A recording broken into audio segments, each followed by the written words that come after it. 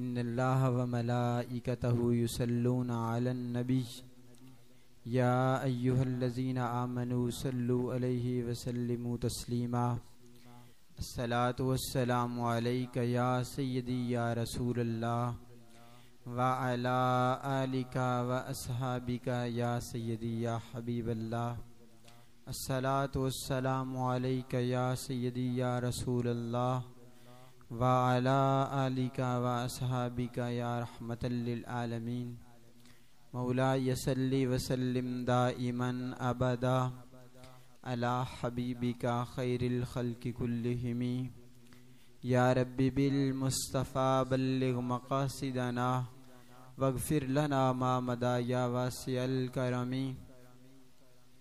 ما مدحت محمدا بمقالتي ولكن مدحت مقالتي بمحمد ہزار بار بشویم دہن ز مشک و غلاب ہنوز نام تو گفتند کمال بے ادبی۔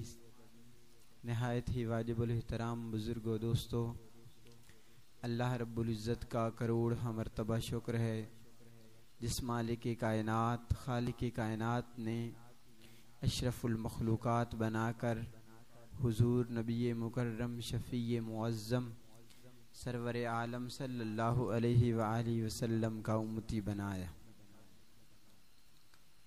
اللہ رب العزت نے قرآن مجید میں ارشاد فرمایا وَمَا كَانَ الْمُؤْمِنُونَ لِيُنْفِرُوا كَافَّةً، فرمایا کہ مومنین کے لیے نہیں کہ وہ سارے کے سارے نکل پڑیں، بلکہ فرمایا فَلَوْلَا نَفَرٌ مِّن كُلِّ فِرْقَةٍ، فرمایا اگر ہر قبیلے سے کوئی ایک گروہ نکلے، کس لیے؟ فرمایا طائفۃ لیتفقہوا فی الدین، ایک گروہ نکلے تاکہ وہ دین کے اندر سمجھ بوجھ حاصل کرے، دین کو صحیح انداز سے سیکھے۔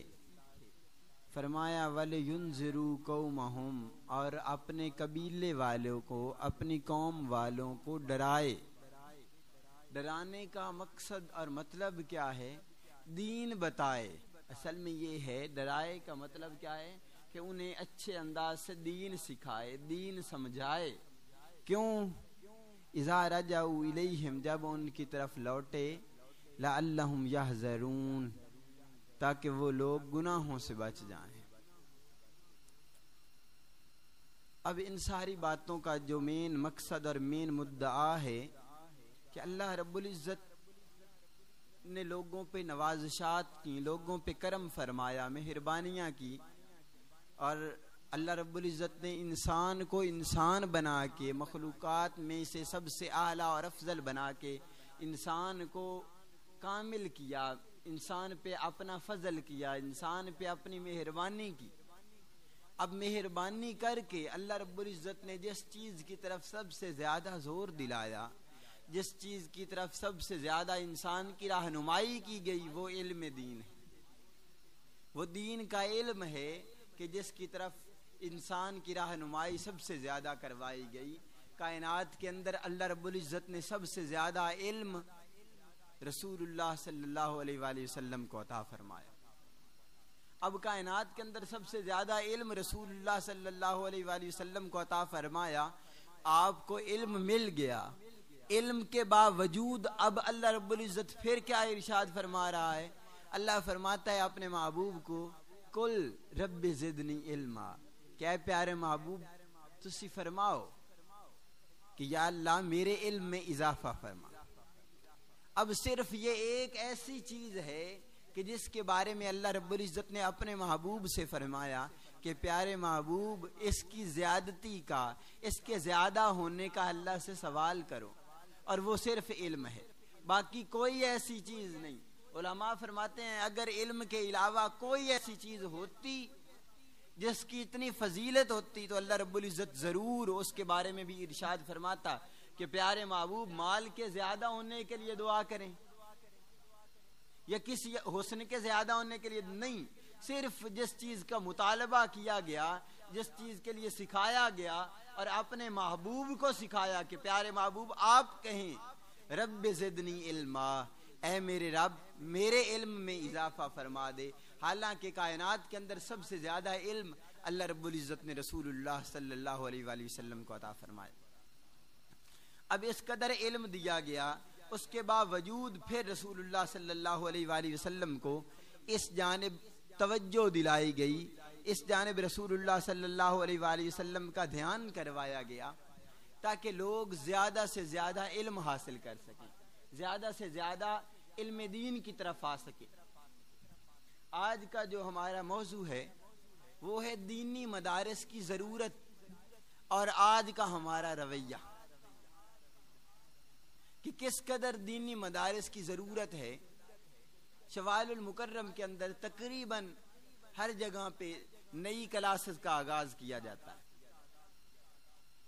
اب رسول اللہ صلی اللہ علیہ وآلہ وسلم، اگر ہم غور کریں کہ رسول اللہ صلی اللہ علیہ وآلہ وسلم کی زندگی کے اندر، تو ہمیں پتہ چلتا ہے کہ جب رسول اللہ صلی اللہ علیہ وآلہ وسلم مکہ مکرمہ کے اندر تھے تو اس وقت حضرت ابو ارقم رضی اللہ عنہ کا گھر لوگوں کے لیے ایک مدرسہ بنا ہوا تھا، ایک درسگاہ تھی، ایک خانقاہ تھی کہ جس کے اندر رسول اللہ صلی اللہ علیہ وآلہ وسلم آپ جلوہ گر ہوتے، صحابہ کرام رضوان اللہ علیہ مجمعین بارگاہ مصطفیٰ صلی اللہ علیہ وآلہ وسلم کے اندر حاضر ہوتے اور حاضر ہو کے علم دین کو سیکھا کر۔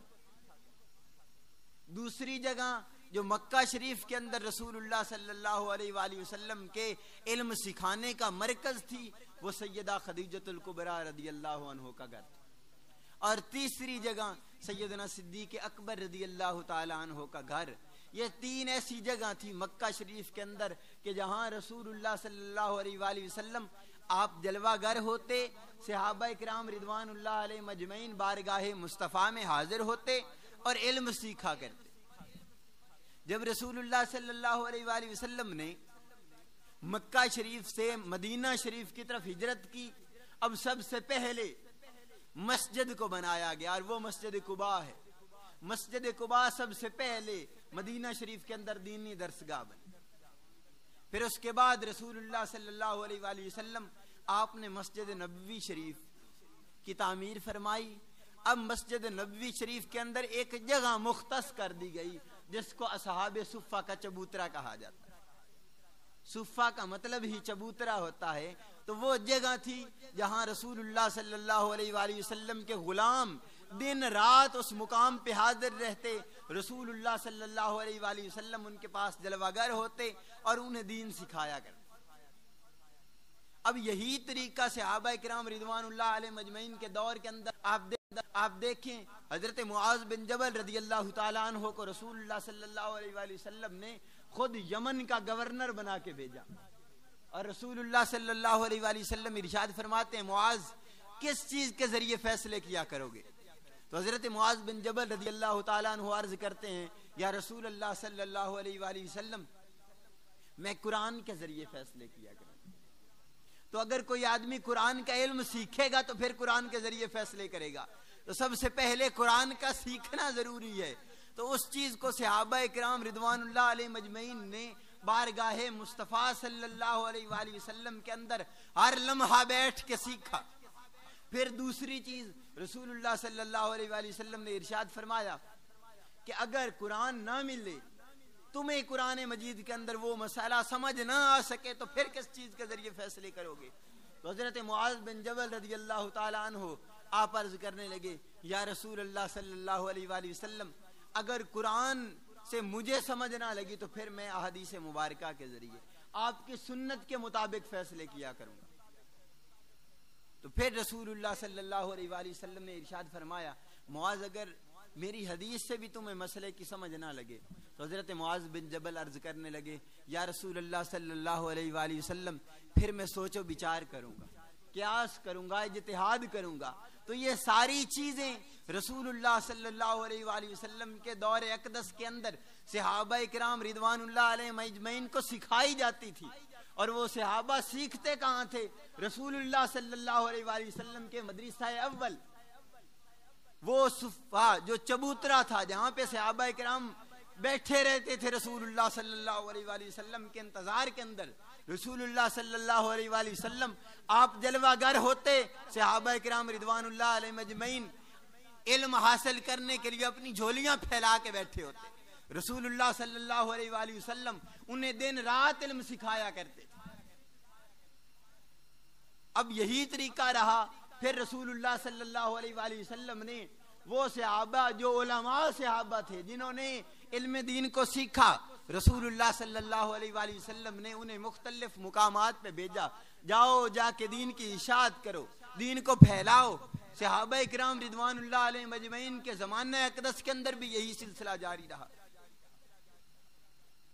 اور رسول اللہ صلی اللہ علیہ وآلہ وسلم کے بعد جب صحابہ کا دور آیا تو مختلف مساجد کے اندر، مختلف جگہوں کے اندر صحابہ کرام رضوان اللہ علیہ مجمعین علمی حلقے لگایا کرتے تھے. صحابہ کرام رضوان اللہ علیہ مجمعین کی بارگاہ کے اندر لوگ آتے، مسائل سیکھتے، پوچھتے. تو یہ ایک طریقہ تھا علم دین کو پھیلانے کا. وہ مدارس، وہ مساجد کہ جن کے اندر لوگ آتے اور دین سیکھا کرتے. اور یہی سلسلہ چلتا رہا حتیٰ کہ بر صغیر پاک و ہند کے اندر بھی یہی سلسلہ. جب اسلام آیا، جس طریقے سے اسلام آتا گیا، ساتھ ساتھ مساجد و مدارس بھی بنتے گئے اور ان کے اندر لوگ بیٹھ کے رسول اللہ صلی اللہ علیہ وآلہ وسلم کا دین سیکھا کرتے. ہم دیکھتے ہیں بادشاہ وقت سلطان اورنگزیب عالمگیر رحمت اللہ تعالی علیہ، وہ خود بھی حافظ تھے اور عالم دین بھی تھے. اور پھر انہوں نے مختلف علماء کرام کو اکٹھا کیا اور اکٹھا کر کے فتاوی عالمگیری مرتب کروایا. امام اعظم ابو حنیفہ رضی اللہ تعالی عنہ آپ کے مسلک اور مذہب کے مطابق جتنے اس دور کے مسائل تھے تمام مسائل کو اکٹھا کروایا. سلطان اورنگزیب عالمگیر رحمت اللہ تعالی علیہ نے مختلف بر صغیر کے اندر مدارس قائم کروائے اور علماء کرام کے لیے تنخواہیں مقرر کی. اور آپ لوگوں کو حکم فرمایا کرتے تھے کہ جتنے علماء کرام تمہارے پاس آئیں ان کی خدمتیں کیا کرو.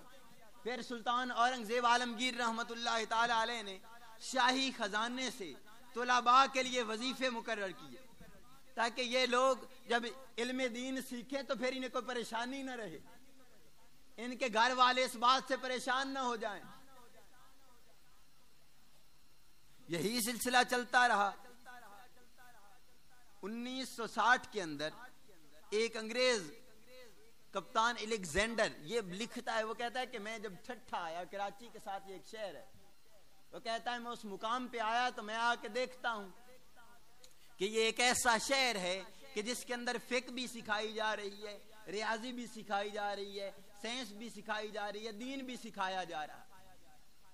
مسلمان اس قدر ترقی کرتے جا رہے ہیں، لوگوں کو ہر ایک چیز کا علم سکھایا جاتا ہے. لیکن یہی طریقہ چلتا رہا. لیکن 1857 کی جنگ آزادی کے بعد جب انگریز آیا بر صغیر پاک و ہند کے اندر، اس نے آ کے دیکھا مسلمانوں کے رسم و رواج کو، سارے معاملات کو دیکھا. اس نے دیکھا کہ مسلمانوں کی توجہ مدارس کے اندر بہت زیادہ ہے، لوگ بہت زیادہ مدارس کے اندر آتے ہیں اور علم دین کو سیکھتے ہیں. تو ان کے بڑے بڑے جو مفکر تھے وہ بیٹھے اور کہنے لگے کہ کوئی ایسا طریقہ بنایا جائے، کوئی ایسی سوچ کی جائے، کوئی ایسی تبدیلی کی جائے کہ جس کے ذریعے لوگوں کا رخ مدارس سے ہٹ جائے، لوگ مدرسوں کی طرف توجہ دینا چھوڑ دیں. تو پھر یہی طریقہ وہ بیٹھے، انہوں نے اکٹھی میٹنگ کی. اس میٹنگ کو علامہ اقبال رحمت اللہ تعالی علیہ نے اپنی اس نظم کے اندر مرتب فرمایا.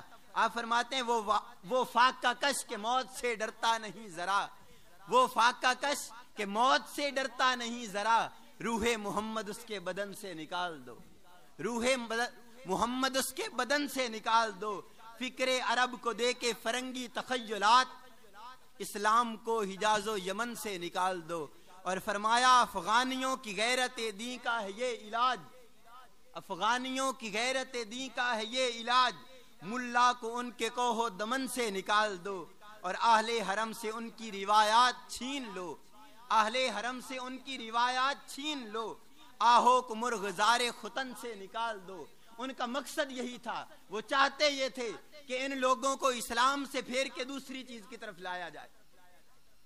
اور لکھا جاتا ہے کہ ان کے ایک بہت بڑے جو مفکر تھے، اس نے سب سے پہلے یہی کام کیا. جب آیا اس نے اسلام کو نیچا دکھانا شروع کیا، ان کا مقصد یہی تھا تاکہ اسلام کو لوگ ہلکا سمجھیں. اور اس کی ترتیب اس نے کس طرح لگائی کہ وہ مدرسہ جس کو مدرسے کا نام دیا جاتا تھا اس کو اس نے سکول کا نام دے دیا. جس کو دارالعلوم کا نام دیا جاتا تھا اس کو اس نے کالج کا نام دے دیا. جس کو جامعہ کا نام دیا جاتا تھا اس کو یونیورسٹی کا نام دے دیا گیا. وہ استاذ اور معلم جن کو کہا جاتا تھا انہی کو ماسٹر اور ٹیچر کہنا شروع کر دیا. اور وہ علماء جن کی بہت بڑی عزت اور قدر ہوتی تھی, جن کو علماء کہا جاتا تھا, مولوی جی کہا جاتا تھا, ان کو ملا کہہ دیا گیا. کس لیے کہا گیا؟ تاکہ ان کی تحقیر کی جائے, ان کی توہین کی جائے, ان کی تذلیل کی جائے. وجہ کیا تھی؟ وجہ یہ نہیں تھی ان کی تذلیل کرنا, ان کی تحقیر کرنا, بلکہ وجہ یہ تھی کہ اسلام کو نیچا دکھایا جائے, اسلام کو پیچھے کر کے اس چیز کو آگے کر دیا جائے. اور یہی وجہ بنی. آج ہم دیکھتے ہیں کہ وہ انگریز تو کجا, ہمارے مسلمان یہ چیز کبھی پسند نہیں کرتے, ہمارے حکمران اس بات کو پسند نہیں کرتے کہ مدارس آگے بڑھے, دینی تعلیم آگے بڑھے. اس کی کیا وجہ ہے؟ وجہ صرف یہی ہے, وہ جو اقبال نے کہہ دیا تھا, وفاق کا کش موت سے ڈرتا نہیں ذرا, روح محمد اس کے بدن سے نکال دو. طریقہ یہی لگایا گیا کہ جب دین کو ختم کر دیا جائے گا, اسلام والوں کی عزت کو ختم کر دیا جائے گا, تو لوگ خود بخود اسلام سے پیچھے ہٹنا شروع ہو جائیں گے. لوگوں کے دلوں کے اندر سے خود بخود محبت اسلام ختم ہونا شروع ہو جائے گی. لیکن یاد رکھیں, جب تک دین رہے گا قیامت تک اللہ رب العزت اپنے محمد صلی اللہ علیہ وآلہ وسلم کو, اپنے نبی کے دین کو زندہ رکھے گا. اور اس کے لیے اللہ رب العزت ایسے لوگوں کو ضرور پیدا فرمائے گا کہ جن کے ذریعے اللہ رب العزت اسلام کی اشاعت فرمائے گا, جن کے ذریعے اللہ رب العزت اسلام کا مقام بلند کرے گا, جن کے ذریعے اللہ رب العزت اسلام کا بول بالا فرمائے گا. تو اس لیے ضرورت آج اس امر کی ہے کہ ہم اسلام کے لیے کھڑے ہوں, ہم دین کے لیے کھڑے ہو جائیں. وگرنہ حالات بدلتے جا رہے ہیں, معاملات خرابیاں در خرابیاں پیدا ہوتی جا رہی ہیں. لوگ اسلام کے ذریعے مذاق بناتے جا رہے ہیں, اسلام کو نیچا دکھانے کی کوشش کر رہے ہیں. حتیٰ کہ جن لوگوں کو علم دین کا سمجھ نہیں, جن کو علم دین کی سمجھ بوجھ ہے ہی نہیں, وہ لوگ سٹیجوں پہ کھڑے ہوتے جا رہے ہیں. اور اس طرح کے الفاظ دین اسلام کے بارے میں, رسول اللہ صلی اللہ علیہ وآلہ وسلم کے بارے میں, آپ کے اصحاب و آپ کی آل کے بارے میں اس طرح کے الفاظ بیان کرتے ہیں جو سننے کے قابل نہیں, جن کے ذریعے دلوں کو ٹھیس پہنچتی ہے. تو اس کے لیے ضروری ہے کہ آج ہم رسول اللہ صلی اللہ علیہ وآلہ وسلم کے دین کی خدمت کریں, ان لوگوں کے ساتھ لگ جائیں, ان لوگوں کے ساتھ جڑ جائیں جو دین اسلام کو پھیلاتے ہیں.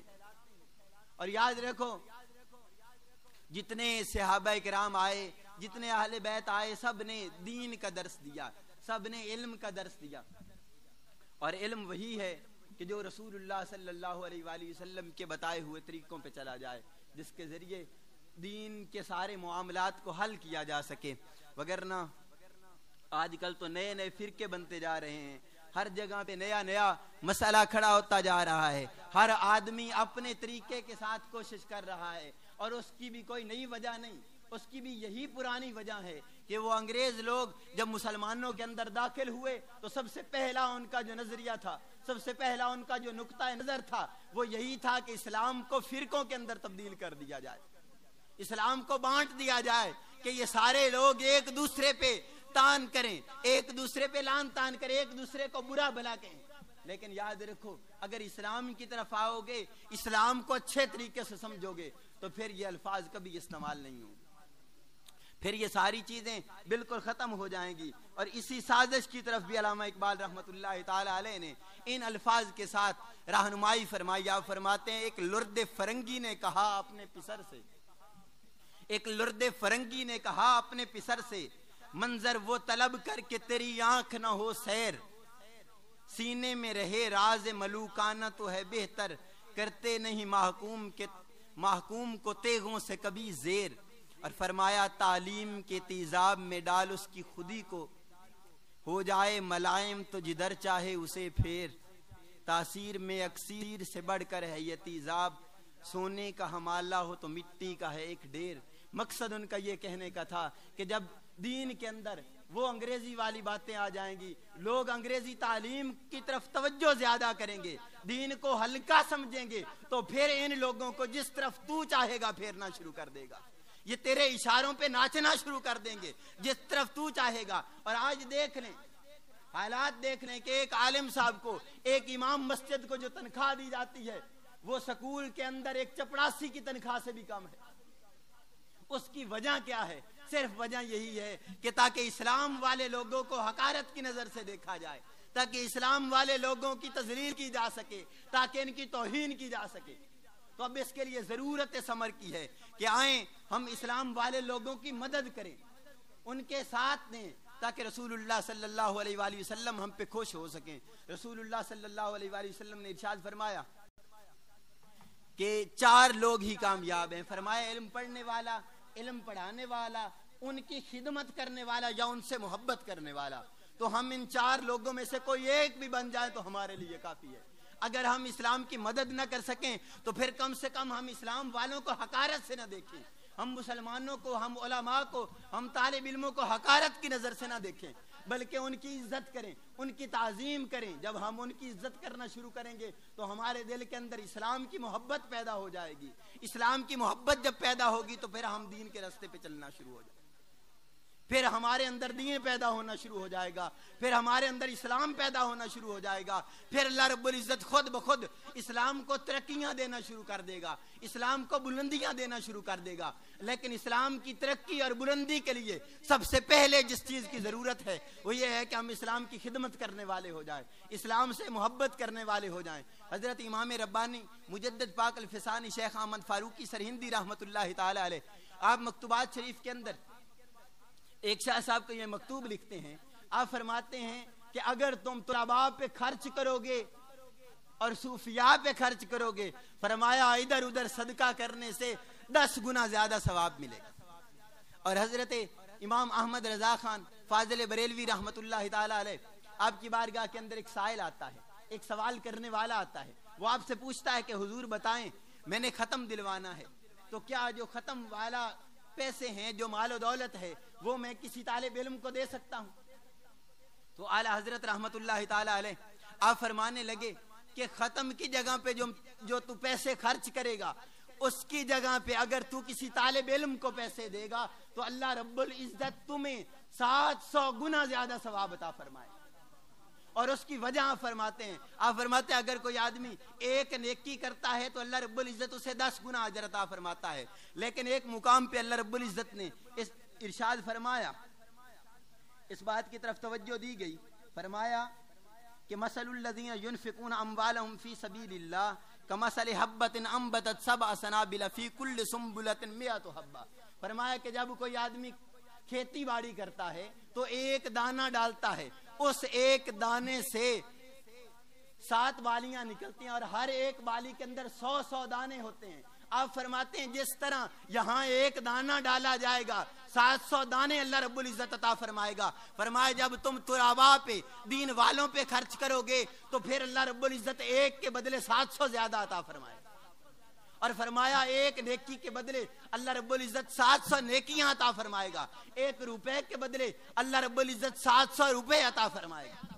اور اس کی وجہ کیا ہے؟ صرف دین والوں پہ خرچ کیا جائے، اس کی کیا بنیادی وجہ ہے؟ آج ہم دیکھتے ہیں محافل کے اندر یہ ختم پاک، کل شریف اور اس طرح کے جو معاملات ہیں یہ ضروری ہیں، اس میں کوئی شک نہیں اور کوئی حرج نہیں، یہ مستحب عمل ہے، لیکن یاد رکھیں ہمارے لوگ اسی طرف زیادہ توجہ کرتے ہیں۔ سرکار ایک دفعہ فرما رہے تھے کہ ایک دیوبندیوں کے کسی عالم صاحب کے پاس کوئی آدمی گیا، اس نے کہا کہ جی میں نے ختم دلوانا ہے، تو اس عالم نے پوچھا کہ جناب کتنا خرچہ کرو گے؟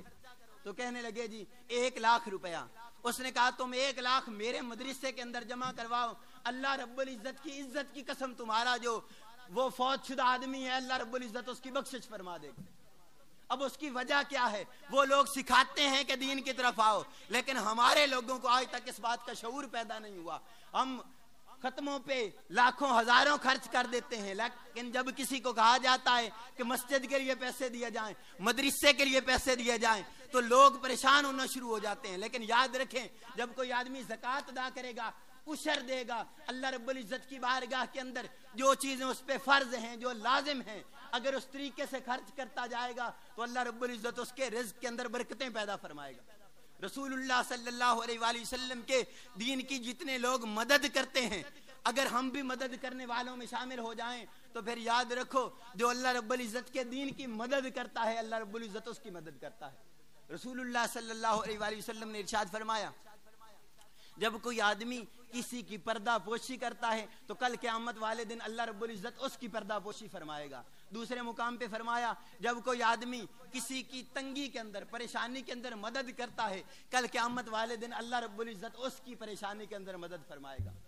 تو آج ضرورت اسی امر کی ہے کہ ہم اپنے بچوں کو دین کی طرف لے آئیں، اپنے بچوں کو مدارس کے اندر داخل کروائیں تاکہ وہ بچے کل آپ کی نسلوں کو سنوارنے والے ہو جائیں، تاکہ وہ بچے آپ کی قوم کو سنوارنے والے ہو جائیں، آپ کی ملت کو سنوارنے والے ہو جائیں۔ اس لیے ضرورت اس امر کی ہے کہ ہم مدارس کی طرف زیادہ توجہ کریں۔ بڑی حیرانگی ہوتی ہے کہ اپنے بچوں کو ہم صبح نہلا دھلا کے بڑا سوار کے سکول کی طرف بھیجتے ہیں، لیکن جب مسجد کے اندر بھیجنا ہوتا ہے، جب مدرسے کے اندر بھیجنا ہوتا ہے تو پھر ان کی طرف کوئی توجہ نہیں کی جاتی۔ یاد رکھیں کائنات کے اندر سب سے اعلیٰ علم، سب سے افضل علم قرآن مجید ہے، اور اس کی دلیل رسول اللہ صلی اللہ علیہ وآلہ وسلم کا خود فرمان علی ذیشان ہے۔ فرمایا خیرکم من تعلم القرآن وعلمہ، تم سے سب سے بہتر وہ آدمی ہے جو قرآن سیکھے اور آگے سکھائے۔ قرآن سیکھنے والا بھی افضل ہے، سکھانے والا بھی افضل ہے۔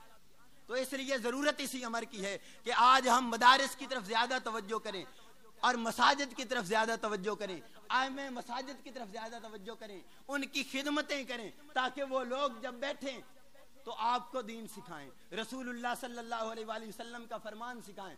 اور یہ دین سیکھنا ہر آدمی پہ فرض ہے۔ جس طرح کو کوئی کاروبار کرتا ہے اس کاروبار کے بارے میں سیکھنا اس کے لیے فرض ہے۔ حضرت فاروق اعظم رضی اللہ تعالیٰ عنہ، پچھلے جمعے بھی میں نے یہ بات کی تھی کہ حضرت فاروق اعظم رضی اللہ تعالیٰ عنہ آپ بازار کے اندر چلتے تھے اور آپ درے مارا کرتے تھے، کوڑے مارتے تھے ان لوگوں کو جو کاروبار تو کرتے تھے لیکن کاروبار کے بارے میں سوچتے نہیں تھے، کاروبار کے بارے میں علم دین نہیں سیکھتے تھے۔ آپ ان لوگوں کو فرمایا کرتے تھے کہ جو تم کاروبار کر رہے ہو اس کے بارے میں پہلے رسول اللہ صلی اللہ علیہ وآلہ وسلم کا طریقہ سیکھو، پہلے سیکھو۔ آپ فرماتے تھے اگر کوئی حجام ہے تو اسے بھی سیکھنا چاہیے کہ کس طرح بال بنانے ہیں، رسول اللہ صلی اللہ علیہ وآلہ وسلم کا دین کیا کہتا ہے۔ اسی لیے آج ضرورت اسی چیز کی ہے کہ ہم آئیں رسول اللہ صلی اللہ علیہ وآلہ وسلم کا دین سیکھیں۔ علامہ اقبال رحمۃ اللہ تعالی علیہ آپ فرماتے ہیں کہ ان مکتبوں اور مدارس کو جس انداز سے یہ چل رہے ہیں فرمائے اسی انداز سے انہیں چلنے دو، فرمایا ان کی مدد کیا کرو، ان کو ختم کرنے کی طرف کبھی توجہ نہ دینا۔ آپ سے پوچھا گیا حضور اس کی کیا وجہ ہے تو آپ فرمانے لگے وجہ کو چھوڑو، وہ اندلس کہ جو 800 برس تک جس کے اندر مسلمان حکومت کرتے رہے، وہ ہسپانیہ، وہ غرناطہ کہ جہاں مسلمانوں کا ایک تہکا ہوا کرتا تھا، فرمایا آج وہ سارے کھنڈر بن گئے ہیں، اور کھنڈر بننے کی وجہ فرمانے لگے۔ اقبال نے کہا وہ کھنڈر اس لیے بنے کہ وہاں سے دین ختم ہو گیا، وہاں سے مدارس اٹھا دیے گئے، وہاں سے کتاب پڑھنے والے جو قرآن پڑھتے تھے لوگ، جو دین اسلام پڑھا کرتے تھے، ان کو نکال دیا گیا، تو آج وہ مقامات کھنڈر بن گئے۔ اب وہاں جا کے رونا آتا ہے۔ فرمایا جتنے مدارس ہیں ان کے لیے اور کوشش کرو، فرمایا ان کو اور زیادہ بڑھاؤ تاکہ یہ پاکستان، تاکہ یہ ہندوستان فرمایا یہ کھنڈر نہ بن جائے، یہ اسلام کے بڑے بڑے مراکز بنے۔ تو اسی لیے ضرورت آج اسی چیز کی ہے کہ ہم آئیں مدارس کی طرف زیادہ توجہ کریں، مساجد کی طرف زیادہ توجہ کریں تاکہ ہماری آل سنور جائے، ہماری اولاد سنور جائے، ہماری قوم ملت سنور جائے، اور ہم بھی رسول اللہ صلی اللہ علیہ وآلہ وسلم کے طریقے پہ چلنے والے ہو جائیں۔ وگرنہ حالات دیکھ لیں، مسلمان پیچھے ہٹنا شروع ہوئے دین سے۔ آج فلسطین دیکھ لیں، کشمیر دیکھ لیں، اور جس جگہ پہ مسلمانوں کے ساتھ ظلم ہو رہا ہے، وہ ظلم کی سب سے بڑی وجہ یہی ہے کہ ہم نے دین کو چھوڑ دیا، ہم نے اسلام کی طرف سے رخ موڑ لیا، اور آج ہم ذلیل و رسوا ہو رہے ہیں۔ اگر ہم اسلام کی طرف دوبارہ سے رخ کریں، اگر ہم دین کی طرف دوبارہ رخ کریں تو اللہ رب العزت پھر سے ہمیں عروج عطا فرمائے گا۔ اللہ رب العزت کی بارگاہ کے اندر دعا ہے کہ اللہ رب العزت اسلام کی خدمت، اسلام کا بول بالا کرنے کی توفیق عطا فرمائے، اور اسلام کے ساتھ حمایت اور مدد کرنے کی توفیق عطا فرمائے۔ وما علینا الا البلاغ المبین۔